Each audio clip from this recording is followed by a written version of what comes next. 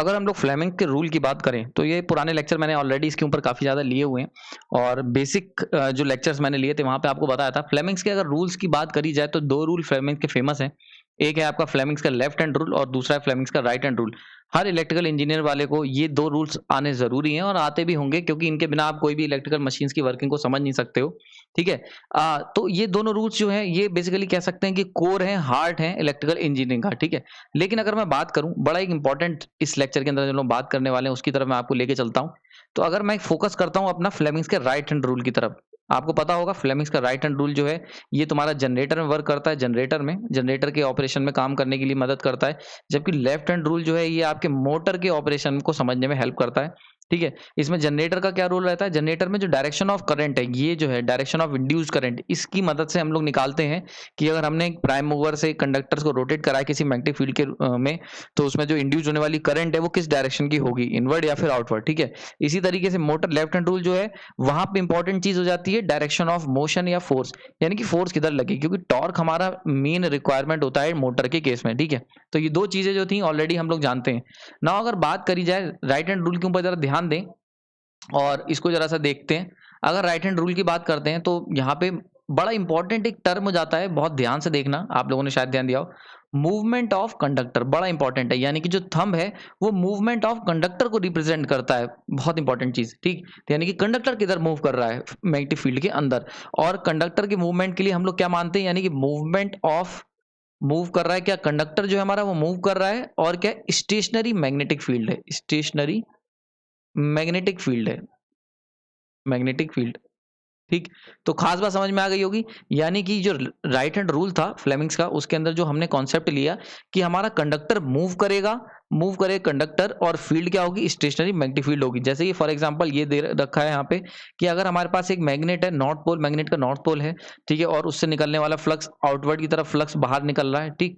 और अगर उस पर्टिकुलर फ्लक्स के अंदर एक कंडक्टर जो है वो v वेलोसिटी से मूव कर रहा है अपवर्ड की तरफ। ठीक है? डायरेक्शन ऑफ मोशन अगर ये दे रखा है, तो ऐसे में इंड्यूस्ड करंट की जो पोजीशन होगी, पोलैरिटी होगी, वो हम लोग राइट हैंड रूल से निकाल सकते हैं। अगर राइट हैंड रूल से निकालना चाहो तो इजीली हम यहाँ बता सकते हैं। देखो यहाँ पे डायरेक्शन ऑफ मैग्नेटिक फील्ड ये है, यानी कि इधर की तरफ है, लेफ्ट की तरफ। यहाँ पे देखो मैंने बता रखा है लेफ्ट की तरफ direction of magnetic field left की तरफ। Direction of motion of conductor कितना है, ऊपर की तरफ है। मोशन कंडक्टर क्या है, ऊपर की तरफ है। तो डायरेक्शन ऑफ करंट इंड्यूस जो होगी वो ये जो मिडिल फिंगर है ये तुम्हारी क्या है, यहाँ पे 2D फिगर है इसलिए ऐसा लग रहा है। 3D फिगर देखोगे तो ये आउटवर्ड की तरफ फिंगर होती है। ठीक है? ये क्या है, आउटवर्ड। ठीक है? आउटवर्ड। और मैं जानता हूं हमने क्रॉस और डॉट पोलैरिटी पढ़ी है। क्रॉस पोलैरिटी जो होती है वो ये बताती है इनवर्ड, और डॉट पोलैरिटी जो होती है अगर डॉट पे बना हुआ है इसका मतलब है आउटवर्ड। तो यहां से देखो ये जो ग्रीन कलर का जो सिंबल आपको दिख रहा है, ग्रीन कलर का, ये सिंपली सी जो बात बता रहा है कि जो ग्रीन कलर है ये क्या बता रहा है, यानी कि करंट जो है, करंट जो इंड्यूस हो रहा है, इंड्यूस्ड करंट, जो इंड्यूस्ड करंट है वो क्या है, आउटवर्ड है। कहाँ है, आउटवर्ड। ठीक है? ये तो क्लियर हो गया। लेकिन एक इंपॉर्टेंट क्वेश्चन आ जाता है, अगर ये कंडक्टर मूव ना करे, ये देखो केस 1 था, केस 1 ये आई होप समझ में आ गया हो। केस 1 बहुत सिंपल है, हर बार हम लोग निकाला है। ये देखते हैं केस 2। केस 2 में क्या है, केस 2 के अंदर ये कंडक्टर है हमारा और ये अपनी जगह रुका हुआ है, किसी तरीके से मूव नहीं कर रहा, बल्कि जो मैग्नेट है ये हमारी क्या मैग्नेट है, मूव कर रही है। यानी केस क्या है इसमें, मैग्नेट जो है, मैग्नेट आपकी मूव कर रही है, यानी कि मैग्नेट मूव कर रही है, और कंडक्टर ये क्या है, ये तुम्हारा स्टेशनरी है। अब अगर कंडक्टर स्टेशनरी हो गया और मैग्नेट मूव कर रही है, तो ऐसे केस में, इस पर्टिकुलर केस की अगर बात करते हैं, तो यहाँ पे फ्लेमिंग्स का जो तुम्हारा राइट हैंड रूल था ये डायरेक्टली एप्लीकेबल नहीं है। यानी कि इसको हम लोग एज अ इंडिविजुअल नहीं लगा सकते, थोड़ा सा हमें इसमें मॉडिफिकेशन करनी पड़ेगी, थोड़ा सा चेंज करना पड़ेगा। ठीक है? बात समझ में आ रही है, क्वेश्चन समझ में आ रहा है? तो इंपॉर्टेंट कॉन्सेप्ट क्या है कि जो right hand left hand rule थे वो सारे एप्लीकेबल थे, लेकिन इंपॉर्टेंट चीज थी कि मूवमेंट ऑफ कंडक्टर होना चाहिए और स्टेशनरी मैग्नेटिक फील्ड में।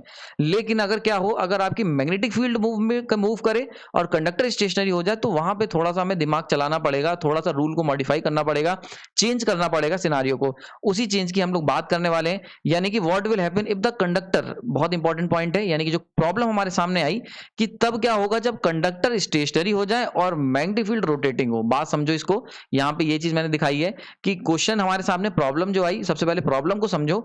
Left hand right hand rule जो था वो पूरा का पूरा एप्लीकेबल था तब जब कंडक्टर मूव कर रहा हो, यानी क्योंकि थंब जो है वो direction of motion of conductor को शो करता है। लेकिन अगर कंडक्टर स्टेशनरी है और मैग्नेट मूव कर रही, इन दैट पर्टिकुलर केस हमारा राइट हैंड रूल जो हम लोग देखते आते हैं वो एग्जैक्टली वैसे काम नहीं करेगा, क्योंकि इस केस में direction of motion of conductor 0 है। ठीक है? तो ऐसे केस में राइट हैंड रूल कैसे लगाओगे? तो ये हमारे पास प्रॉब्लम निकल के आई। तो इसका इसका सॉल्यूशन क्या है, इसका सॉल्यूशन हम डिस्कस करेंगे इस लेक्चर में। मेरा नाम प्रांजल है और आज मैं आपसे बात करने वाला हूँ फ्लेमिंग्स के रूल के बारे में जब रोटेटिंग मैग्नेटिक फील्ड हो और स्टैटिक कंडक्टर हो। ठीक है, ना अगर बात कर लेते हैं कॉन्सेप्ट ऑफ रिलेटिव मोशन। बहुत इंटरेस्टिंग सा कॉन्सेप्ट है और बहुत डेली एग्जांपल आपके सामने लेता हूं समझाने के लिए। बहुत सिंपलेस्ट एग्जांपल है। फॉर एग्जांपल अगर मैं एग्जांपल की बात करूं तो ये मेरे पास एक ट्रेन है और ट्रेन जो है ये v वेलोसिटी से मूव कर रही है और इस ट्रेन में मान लेते हैं यहाँ पे आप खड़े हो, ये पर्टिकुलर। ठीक है, अगर इस पोजीशन पे आप खड़े हो और ये पेड़ है आपके सामने, तो अगर मैं आपसे पूछूं कि आपको पेड़ कैसा दिखेगा, ठीक, तो ऐसे केस में अगर रिफरेंस तुम हो, ठीक है, तुम क्या हो, रिफरेंस हो, आप जो हो, आप क्या हो, रिफरेंस हो। अगर तुमको रिफरेंस माना जाए, मतलब खुद को अगर तुम खड़े होके तुमसे पूछा जाए तो तुम कहोगे पेड़ जो है वो v वेलोसिटी से अब बैकवर्ड डायरेक्शन में मूव हो रहा है। ठीक है, एग्जैक्टली वही वेलोसिटी जिस वेलोसिटी से तुम आगे जा रहे हो। ये बात आपने बहुत कॉमनली देखी होगी, कभी भी तुम ट्रेन में खड़े होकर बाहर देखते होगे तो अगर तुम अपने आप को देखते होगे तो तुम वहीं खड़े हो, तुम्हारे पैर भी वहीं पे, तुम्हारे जूते ही वहीं पे हैं, तो तुम्हें लगता होगा तुम खड़े हुए स्टेशनरी, कोई नहीं चल रहे हो। लेकिन अगर बाहर देखते होगे तो खिड़की से तुम जब देखते हो ट्रेन की तो तुम्हें पेड़ पीछे जाते हुए मूव दिखते होंगे। ठीक है, तो वही चीज है, यानी कि अगर हम लोग तुम्हें रेफरेंस लेके तुम ट्रेन में हो और तुम इस पेड़ को देख रहे हो वहां से, तो तुम्हें क्या लगेगा, ये पेड़ जो है ये v वेलोसिटी से पीछे जा रहा है, ट्रेन तुम्हारी नहीं चल रही है, ट्रेन तुम्हारी रुकी हुई है। ठीक, ओके। अगर दूसरा एग्जांपल लेते हैं, अगर इन दैट केस, ये हो गया केस वन, हो गया केस वन। ठीक है, इन दैट केस तुम ट्रेन में थे। अब अगला केस है कि तुम, अगर तुम्हें पेड़ पे बैठा दिया जाए, फॉर एग्जांपल आप जो है वो पेड़ पे बैठे हुए हैं, यहाँ पे हैं, और अब तुमसे पूछा जाए कि भाई ट्रेन की क्या वेलोसिटी है, तो तुम्हें ट्रेन की वेलोसिटी v वेलोसिटी दिखेगी, तुम्हें लगेगा कि ट्रेन v वेलोसिटी से मूव कर रही है और तुम खड़े हुए हो। बात समझ में आ रही? तो this is what we called relative motion. यहां से पता चलता है रिलेटिव मोशन का, यानी कि जिस चीज को रिफरेंस लिया जाता है उसको हमेशा स्टेशनरी ले लेते हैं। तो जिस चीज को, यानी कि जो भी आपका रिफरेंस है उसे हम लोग क्या ले लेते हैं, उसे हम लोग ले लेते हैं स्टेशनरी। एक बार अगर रिफरेंस स्टेशनरी हो गया तो जो दूसरी क्वांटिटी जिसे हम लोग मीजर कर रहे हैं, यानी कि जो मीजरिंग क्वांटिटी है, वो हमें क्या करना है, मूविंग दिखाई देने लगती है, वो हमें मूव करती हुई दिखाई देने लगती है। ठीक, अगर तुम मूविंग बॉडी में हो तो वो अपोजिट डायरेक्शन मूव करेगी, बाहर हो तुम्हारा पेड़ तो रुका ही है तो तुम्हें वो नॉर्मल वेलोसिटी से दिखाई देगी। समझ में आ रहा है बात? ये तो जिस चीज को भी रेफरेंस लोगे उसे स्टेशनरी ले लेंगे और उसी के रेफरेंस से हम लोग दूसरी चीज देखने की कोशिश करते हैं। तो ये है कॉन्सेप्ट ऑफ रिलेटिव मोशन। बहुत इजी एग्जाम्पल मैंने तुम्हें दिया था, इसका अब एप्लीकेशन देखते हैं हम लोग फ्लेमिंग्स के राइट हैंड रूल में। अब इस बात को समझो जो एग्जाम्पल मैंने आपको दिया था। ठीक है, अगर मान लेते हैं फॉर एग्जांपल मेरे पास मैग्नेट है, इसको मैंने रेफरेंस लिया हुआ है, मैग्नेट रुकी हुई है और ये कंडक्टर v वेलोसिटी से मूव कर रहा है। ठीक है, अगर मैं क्या करता हूं, अगर मैं इस मैग्नेट को मूव करा दूं v वेलोसिटी से इस डायरेक्शन में, ठीक ठीक, सॉरी, अगर मैं क्या करता हूं, इस कंडक्टर को रेफरेंस ले लेता हूं, बड़ा इंपॉर्टेंट टर्म है। अगर मैंने इस कंडक्टर को रेफरेंस ले लिया तो कंडक्टर को मुझे जीरो लेना पड़ेगा। कंडक्टर को जब जीरो लोगे तो कंडक्टर को क्या दिखेगा कि मैग्नेट जो है वो v वेलोसिटी से अपोजिट डायरेक्शन मूव कर रही है। इसे ऐसे भी समझ सकते हो। पहला केस है, अगर मान लेते हैं तुम मैग्नेट के ऊपर खड़े हुए हो, तुमसे कहा जाए कंडक्टर v वेलोसिटी से मूव कर रहा है, तो तुम क्या देखोगे, तुम कहोगे कंडक्टर v वेलोसिटी से क्लॉकवाइज डायरेक्शन में मूव कर रहा है, इस डायरेक्शन में। ठीक है, वहीं पे दूसरा केस क्या है, अब कि तुम्हें मैंने कंडक्टर के ऊपर खड़ा कर दिया है, तो मैंने तुम्हें बताया था जिस चीज को रेफरेंस लेते हैं उसको हम लोग क्या कर देते हैं, स्टेशनरी ले लेते हैं, उसकी वेलोसिटी को जीरो कर देते हैं। लेकिन इफेक्ट सेम रखना है, तो जब इफेक्ट सेम रखना है तो ऐसे केस में अगर तुम कंडक्टर के ऊपर खड़े हो तो तुम्हें क्या लगेगा कि जो मैग्नेट है वो रिवर्स डायरेक्शन में मूव कर रही है, जैसे कंडक्टर फॉरवर्ड मूव कर रहा है। अगर तुम कंडक्टर, यानी अगर कंडक्टर को स्टेशनरी कर दिया जाए तो मैग्नेट क्या महसूस होगी, तुम्हें क्या दिखेगा, मैग्नेट पीछे जा रही। बिल्कुल ऐसा ही जैसे ट्रेन पे जब तुम्हें खड़ा कर दिया गया तो तुम्हें लगा था पेड़ पीछे की तरफ जा रहे हैं, जबकि पेड़ रुके हुए होते हैं, हर कोई जानता है पेड़ नहीं चल सकते, पर क्योंकि तुम रिफरेंस हो, तुम अपने आप को रुका हुआ मान रहे हो, तो ऑब्वियसली चीजें पेड़ पीछे जाते हुए दिखाई देंगे। बिल्कुल वैसे ही अगर कोई चीज रोटेट हो रही है और उसको रेफरेंस ले लोगे, ठीक है, कोई भी रोटेटरी चीज को रेफरेंस ले लोगे तो वो उसकी स्पीड जीरो हो जाती है और जिस चीज को तुम देख रहे हो वो अपोजिट डायरेक्शन में उतनी स्पीड पे जाती हुई दिखने लगती है। बड़ा इंपॉर्टेंट लाइन में यहां समझा रहा हूं, कॉन्सेप्ट समझ में आना चाहिए। ठीक है, तो क्योंकि ये देखो मूव कंडक्टर हो रहा था लेकिन मैग्नेट रुकी हुई थी, पर अगर तुम्हें कंडक्टर पे खड़ा कर दिया, रेफरेंस कंडक्टर ले लिया जाए, तो ऐसे केस में जिस चीज को तुम रेफरेंस लेते हो वो स्टेशनरी हो जाती है। यहाँ लिखा हुआ है जिस चीज को रेफरेंस लेते हो वो स्टेशनरी हो जाती है और जिस चीज को देख रहे होते हो, मेजर कर रहे होते हो, वो अपोजिट डायरेक्शन में उतनी ही वेलोसिटी से, जितनी वेलोसिटी से तुम मूव कर, ये कंडक्टर मूव कर रहा था, उतनी वेलोसिटी से वो पार्ट जो होता है, वो मेजरिंग क्वांटिटी जो होती है वो अपोजिट डायरेक्शन में मूव करने लगती है। इंपॉर्टेंट चीज है, अपोजिट डायरेक्शन में वो मूव करने लगती है। समझ में आ गया होगा। नाउ अगर ये बात कर ली जाए, ये चीज क्लियर हो गई। अब इसी कॉन्सेप्ट का इस्तेमाल मैं करूंगा इसको समझने में। ठीक है, अब देखो इस केस को समझते हैं, फ्लेमिंग्स के राइट हैंड रूल को। अगर हमारे पास ये पर्टिकुलर केस है, इस पर्टिकुलर केस में क्या है, ये तुम्हारा रोटेटरी मैग्नेट है, रोटेटरी मैग्नेट है हमारे पास और स्टेशनरी कंडक्टर है, स्टेशनरी कंडक्टर। ठीक है। अगर हमारे पास एक स्टेशनरी कंडक्टर है और एक रोटेटिंग मैग्नेटिक फील्ड है, ठीक, तो अगर तुमसे कहा जाए तो फ्लेमिंग्स का राइट हैंड रूल जो हम लोग जानते हैं वो यहाँ पे एप्लीकेबल नहीं होगा, क्योंकि मैंने तुम्हें शुरुआत में बताया फ्लेमिंग्स का राइट हैंड रूल जो होता है उसके अंदर जो डायरेक्शन ऑफ थंब होती है वो in the direction of rotating conductor, यानी कि बड़ा इंपॉर्टेंट है। फ्लेमिंग्स के राइट हैंड रूल में जो थंब है वो है direction of motion of conductor, ठीक। तो देखो, क्योंकि direction of motion of conductor हम लोग लेते हैं, पर अगर इस पर्टिकुलर केस की बात करी जाए, इस केस की, तो इस केस में कंडक्टर तो स्टेशनरी है, स्टेशनरी कंडक्टर, तो ऐसे केस में फ्लेमिंग्स का राइट हैंड रूल है वो एप्लीकेबल नहीं होगा। तो उसके लिए अब लेकिन फिर कैसे काम करेंगे, तो इसको थोड़ा सा मॉडिफाई करते हैं। इसको हम लोग क्या करते हैं, मॉडिफाई इक्विवेलेंट सर्किट बनाते हैं। और इक्विवेलेंट में क्या होगा, बिल्कुल ऐसे ही, यानी कि अगर मान लेते हैं ये मैग्नेट मेरी चल रही है और कंडक्टर रुका हुआ है, अगर मैं मैग्नेट को स्टेशनरी ले लूं, यानी कि अगर मैं इसे रेफरेंस ले लूं, यहां पे खड़ा हो जाऊं मैग्नेट पे, तो ऑब्वियस चीज है कंडक्टर मुझे रिवर्स डायरेक्शन में जाता हुआ दिखाई देगा। अभी मैंने पीछे तुम्हें ये कॉन्सेप्ट समझाया कि जिसको रेफरेंस लेते हो वो अगर मूव कर रहा है तो जो रुकी हुई चीज होती है वो अपोजिट डायरेक्शन में मूव करती हुई दिखने लगती है। बिल्कुल वैसे ही अगर मैं क्या करूं, अगर मैं मैग्नेट को रेफरेंस ले लूं, इस मैग्नेट को क्या करूं, रेफरेंस ले लूं मैग्नेट को, तो ये जो कंडक्टर होगा, जो रुका हुआ कंडक्टर है, वो मुझे अपोजिट डायरेक्शन में जाता हुआ दिखाई देने लगेगा।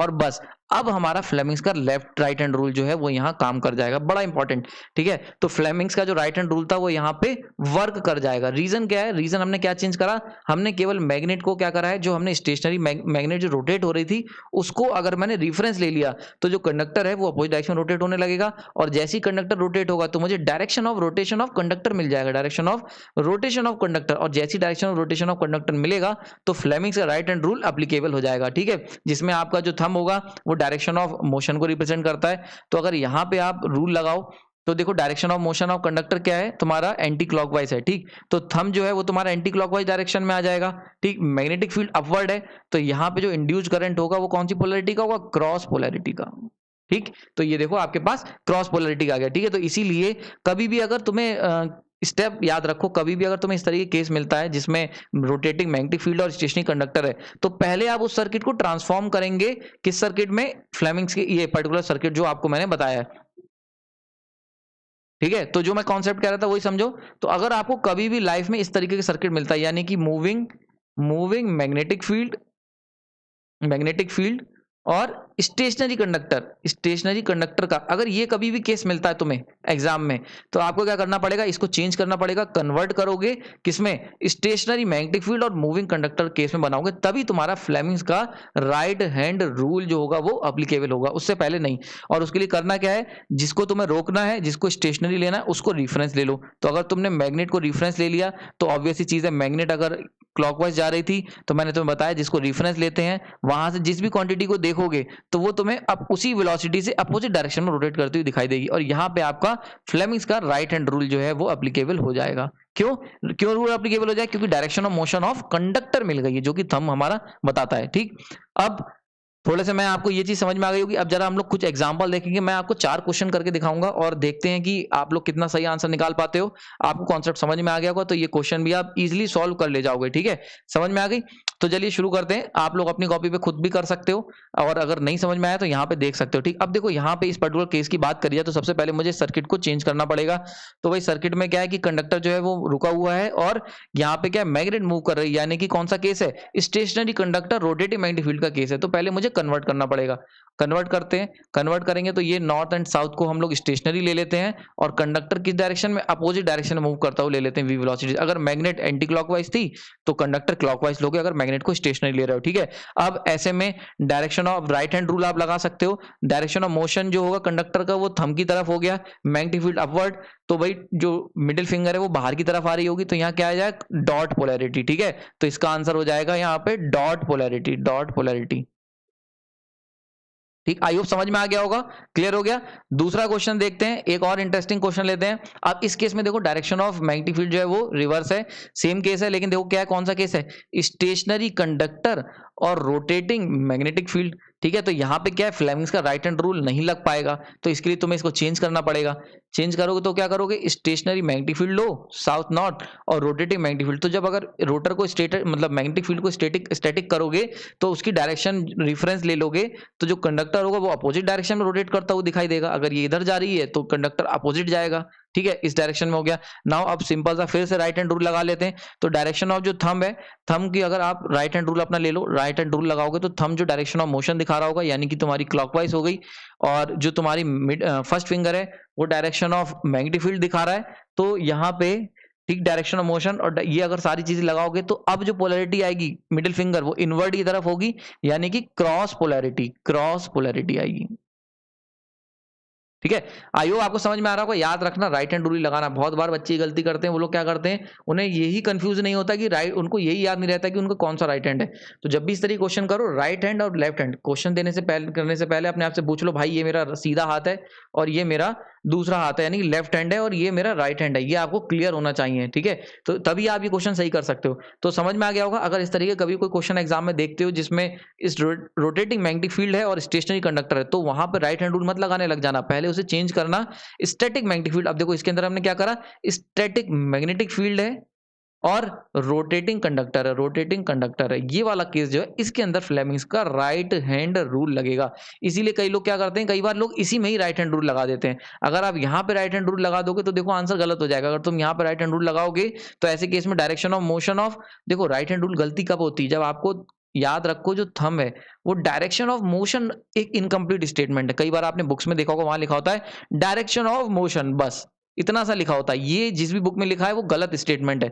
डायरेक्शन ऑफ मोशन एक इनकम्प्लीट है। किसकी मोशन भाई, मैग्नेटिक फील्ड की मोशन, कंडक्टर की मोशन, किस चीज की।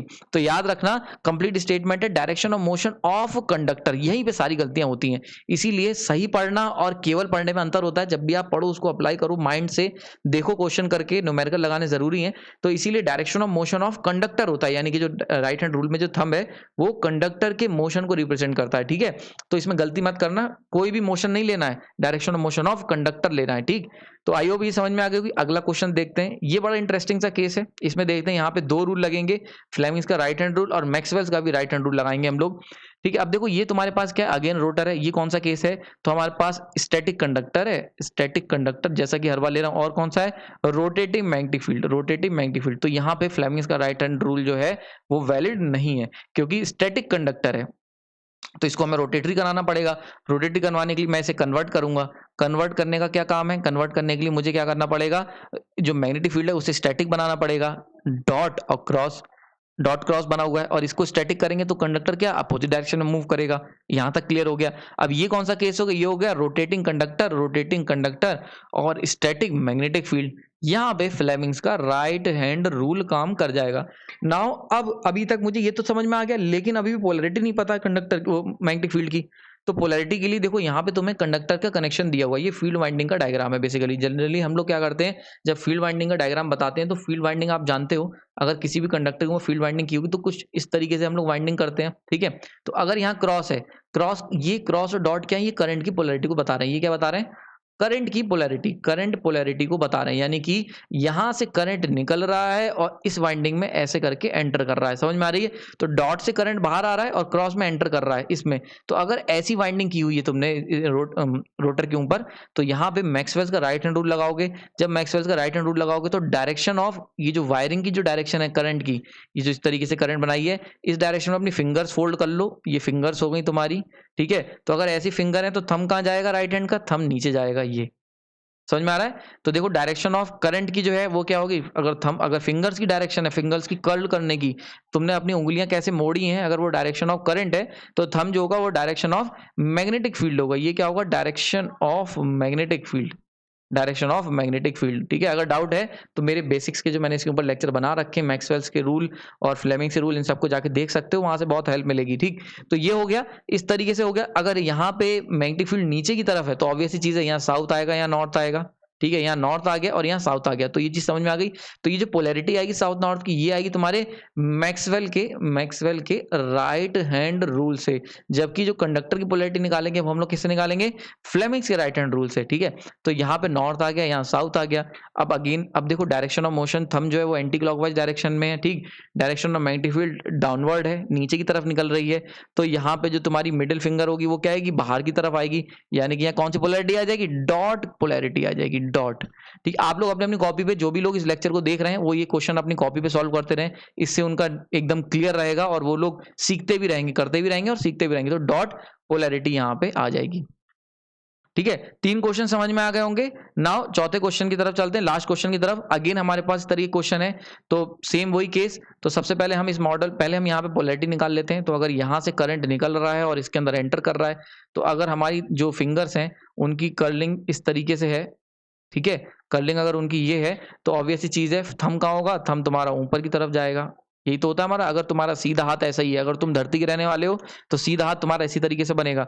तो जो कर्लिंग हो रही है फिंगर्स की, वो इस तरीके से हो रही है, और थंब ऊपर की तरफ, यानी मैग्नेटिक फील्ड जो होगी वो ऊपर की तरफ निकलेगी। अगर डायरेक्शन ऑफ करंट ये है, ये डायरेक्शन ऑफ करंट है, इस तरीके से डायरेक्शन ऑफ करंट, ठीक है। तो थंब जो है ये डायरेक्शन ऑफ करंट, ठीक है। और ये क्या हो गया, magnetic field, direction of magnetic field, magnetic field, ठीक है। तो डायरेक्शन ऑफ मैग्नेटिक फील्ड हो गई। तो यानी कि ऊपर की तरफ अगर निकलेगी तो यहाँ नॉर्थ आ जाएगा, यहाँ साउथ आ जाएगा, ठीक। अब इसको चेंज कर लेते हैं, चेंज करके क्या करते हैं, ये भाई रोटर हो गया, यहाँ नॉर्थ हो गया, यहाँ साउथ हो गया। और अगर मैं इसे स्टेशनरी ले रहा हूँ तो कंडक्टर किधर जाएगा, कंडक्टर इधर मूव करेगा, अपोजिट डायरेक्शन में। कंडक्टर अपोजिट डायरेक्शन मूव करेगा, तो यहाँ पे सिंपली सी आप राइट हैंड रूल ले लो।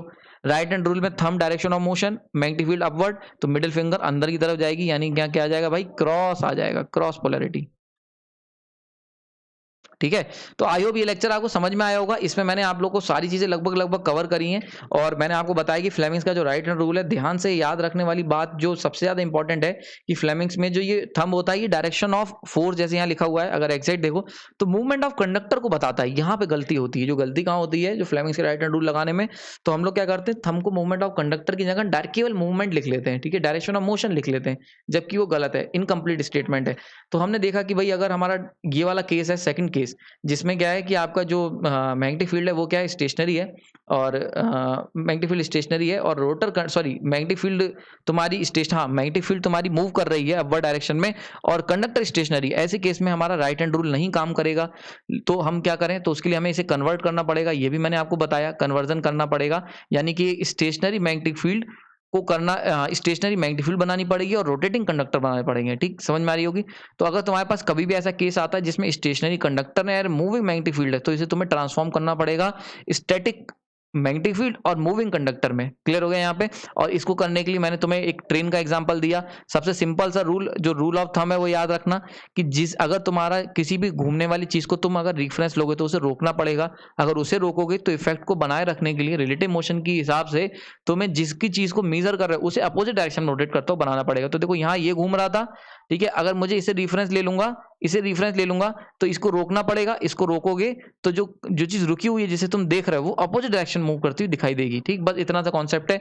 जैसे ही ऐसा होगा तो यहाँ पे राइट हैंड रूल लग जाएगा। उसके बाद हमने उसके ऊपर 4 एग्जाम्पल देखे, ठीक। तो आई होप ये समझ में आ गई होगी। बहुत बेसिक सा लेक्चर है लेकिन बड़ा इंपॉर्टेंट है। सिंक्रोनस मशीन में इसका बड़ा इस्तेमाल होगा। सिंक्रोनस 3 फेज इंडक्शन, यानी कि ऐसी कोई भी मोटर जिसके अंदर तुम्हारे जो आर्मेचर वाइंडिंग है वो स्टेटर पे है और फील्ड वाइंडिंग रोटर पे है, जब भी ऐसी मशीन होगी वहां पे ये कॉन्सेप्ट हर बार यूज होगा, इसलिए गलती नहीं करना। ये कॉन्सेप्ट का सबसे ज्यादा इंपॉर्टेंस कहाँ पे है, जो अब आने वाली मशीन यानी 3 फेज इंडक्शन मशीन जो मैं पढ़ाऊंगा और सिंक्रोनस मशीन जो मैं आपको बताऊंगा, वहां सभी में यही कॉन्सेप्ट यूज होगा, ठीक। तो एप्लीकेशन कहाँ है, ऐसी कोई भी मशीन जहां पे, अगेन बता दे रहा हूं, आर्मेचर वाइंडिंग स्टेटर पे है और फील्ड वाइंडिंग जो तुम्हारी है वो रोटर पे। जब भी ऐसा होगा तो ये तुम्हें ये कन्वेंशन या ये ट्रांसफॉर्मेशन करना पड़ेगा। आपने अपना कीमती समय दिया उसके लिए धन्यवाद। अगर कोई डाउट है तो कमेंट सेक्शन बता सकते हैं।